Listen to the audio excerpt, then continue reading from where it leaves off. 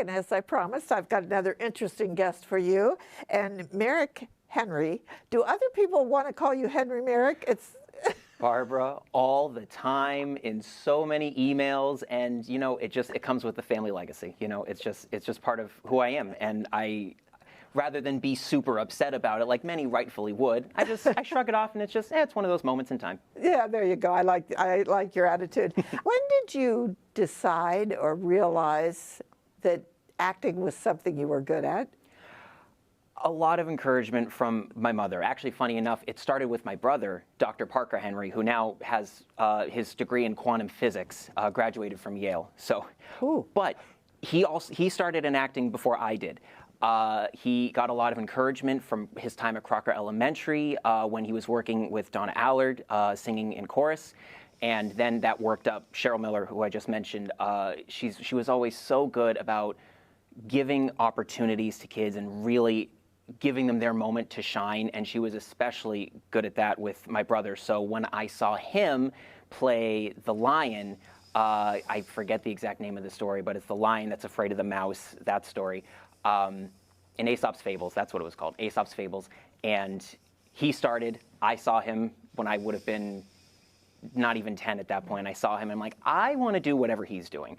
And then from then on, with encouragement from my mom, like I said, helping me with line reading and such, things just carried on from there, and I just felt like I already found my career path on stage entertaining people from a young age. So yeah, it all just worked out that way. Well, and you've helped a lot of people and inspired a lot of people over the years, and you have, I think that's the first time I heard about your brother, your older brother, and what he's accomplished. Amazing. I'm very proud of Dr. Parker Henry. My mother and I, we went to his graduate thesis presentation at Yale University, and he obviously knew what he was talking about. You look at these packets, Barbara, and it is just a completely different language than, you can understand science to a degree, but what he's doing is otherworldly, in my opinion.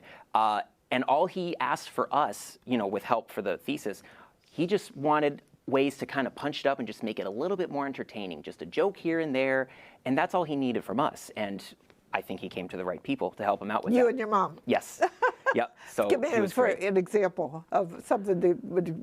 Oh man, it would have been a few years ago, but my mother thought of a really great way of incorporating like his cat, Alice, into the mix, and then I think he kind of went down a bit of a rabbit hole, if you will, and added in a whole bunch of cats. I forget what the specific joke was, but he was able to just find ways to relate to his other classmates and other teachers that were there, and they all had their own cats. So that's probably where the thesis for that joke in the presentation in the PowerPoint came from. Where does your brother live now? He lives down in Manchester, Connecticut, as opposed to New Haven, where he went to school. That was like an hour and 45 minutes. He got his master's from UPenn, so that was 6 hours away. So I'm really glad that he's only like an hour away now. Yeah. So it's really nice to see him. Are you two the only siblings? Yes. Yeah, okay. Yep, he's 2 years older. Yeah. But parents sometimes get frustrated thinking they don't influence their children, but you had a good upbringing. Yes. and did you ever?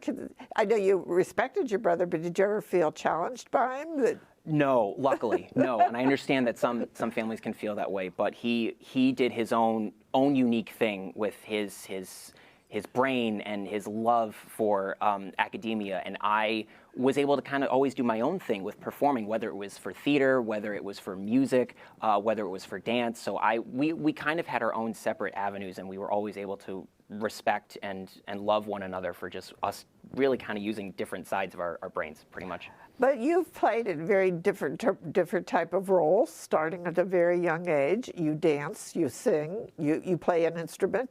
I don't. You don't? Not for lack of trying. I tried the guitar. My energy is not in my fingers. It's in my feet. That's just how I work. But what's a typical day like for you? I won't make this sound like a loaded question, but deep down I know it's a loaded question. But basically, as of right now in present day Merrick life, a lot of my day is waking up, at a slightly odd hour. I feel really comfortable waking up at like 11 during the day. Usually a lot of my stuff takes place in the night. I'll get back there in a sec. I start my day, I go through my emails, double check my texts, make sure I didn't miss anything, make sure I'm caught up on things from the previous day. I look at my calendar to see what I have coming up for not just public events, but other meetings, maybe some Zoom meetings that I have. And this can be either for myself as an artist, myself as an actor, or as secretary of Coffee Corp, Zoom meetings I have to hop on. So I go through things. I may have a couple of errands here and there, things to run for my dad. And then typically about 4 or 5 is usually when my main productivity starts for the day, whether it's being at a one-on-one meeting for whatever kind of project some of my friends might have going on, something I might have going on. And then typically, like every other day or so, I'll be in the studio working on new music, working on material for my band, which I'm so grateful for their talent that they're willing to support me in what I do, or whatever video concept I might have that I want to just throw on Instagram or YouTube in a day or so.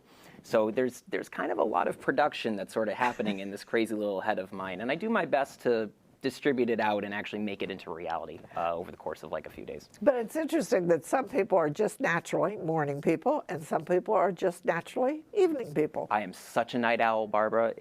Yeah. And I'm awake at 5 o'clock in the morning, and that's when I think more clearly. I'm productive because I like to feel productive, and I wake up thinking, which project am I going to start on today, or whatever. And those levels of productivity too. It doesn't have to be a large amount of things each day. If you can do like one little thing that helps you towards your goals, I still consider that a success because every day is going to be different. But it's okay that we're different. Absolutely. And it's almost an instinctive thing. That's of my 7 children. Some are morning and some are night people. You mentioned a band. Tell me about the band. My friends, Kyle, DeAndre, Sean, and Charlie, again, so grateful for their talent.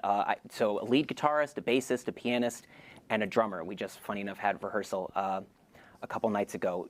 And they're so wildly talented in their own ways. A part of the band are members of a hardcore rock band. Another member of the band is his own alternative independent artist. And Charlie, who is the assistant program manager over at the Adrian Ford Center, he's just wildly talented that can just sprinkle on any icing on any song at any given moment. And we also acted together at Fitchburg State. He played my dad in our production of Into the Woods. So you have a whole group of friends that have been friends for a long time. Yes. But that's interesting that you talk about your band and tell me at the same time telling me you don't play an instrument. I sing and dance. I just have talented friends who can play for me because I can't do everything, Well, and I'm told you're going to sing for me tonight. I am. Yes, okay. I'm really excited to be actually premiering. You're actually getting the exclusive. I haven't performed. I haven't performed any new music, Barbara, in over 3 years. So you're getting really the first new part of this kind of era that I've set myself into with this new line of music. We don't have a release date for this specific song that I'm going to perform yet, but it's very close. But you wrote the song. Yes. Yeah. You wrote the music. Yep. And even though you say you're not good at playing an instrument, you can write it out and everything? Yes, luckily, and I'm grateful to have that talent. Not every singer-songwriter has that talent. Right, right. So let's go ahead and let us hear your song, and then we'll talk some more. And you're going to stand up. I understand. I was told let him stand up and use his microphone. I promise not to dance in your window. Thank you, Barbara.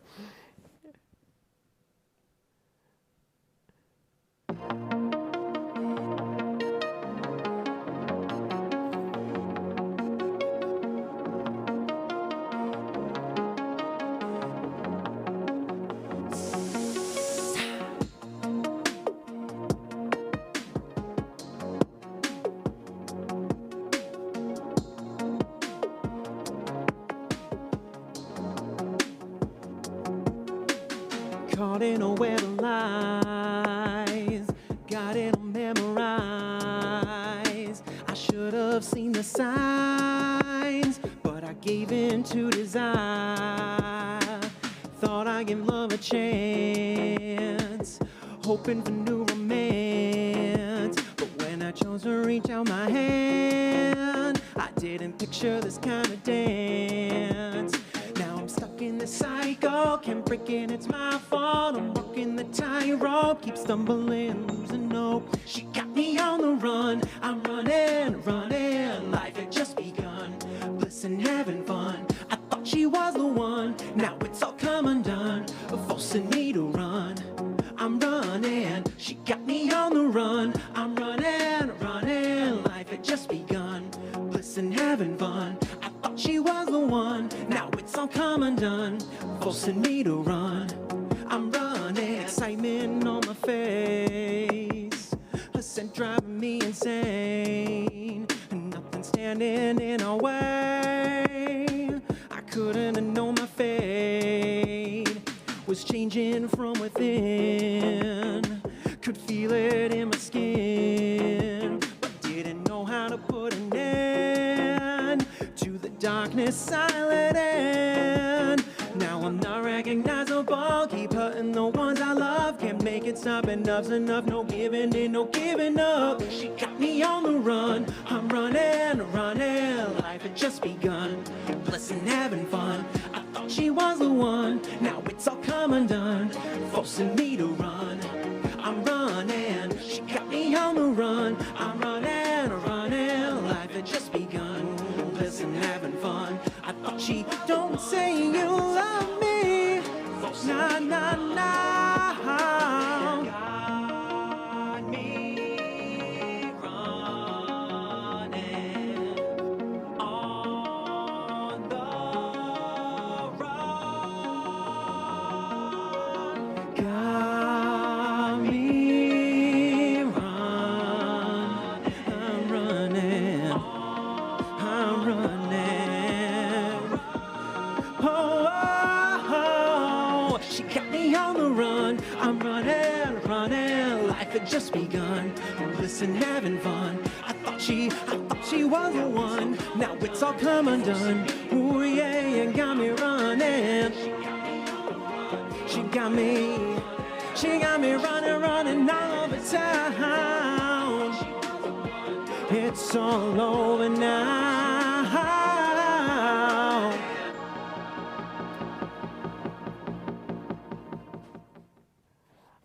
Oh my goodness, that was totally amazing. And I Spoiled mean, me, it's Barbara. prompted me to ask you questions you may not want to answer, in which case you could say, cross that plead one the off fifth. the list. Oh my goodness, what a combination of movement, lyrics, dancing. It was amazing. Thank you. I Thank am you. so Thank you, glad Barbara. to hear You're that. so sweet. Thank you. But I want to know more about it. Does she know who she is? Is there a real she? She does exist. She does exist. Sometimes, relationships don't work out, and life goes on. Sometimes you can go in different directions because life can take you in those different directions. So she is a real person. She does exist. And so my friend JC created this beat, and when he shared it with me, I immediately thought of the film Blade Runner because it just feels scientific and edgy and exciting. And the title for the song, Runnin', it kind of played into the title of that film. And in some ways, because I haven't performed in 3 years, I kind of also felt like I was running from wanting to create new content, new material, starting to do this sort of stuff really on your own with your own writing and your own production. I had a great mentor in Barney Landman who taught me so much as a young pop musician. He's since gone on to work at Sweetwater out in Indiana with a lot of great music equipment. So I felt now, after my kind of education with him, I needed to really branch out on my own.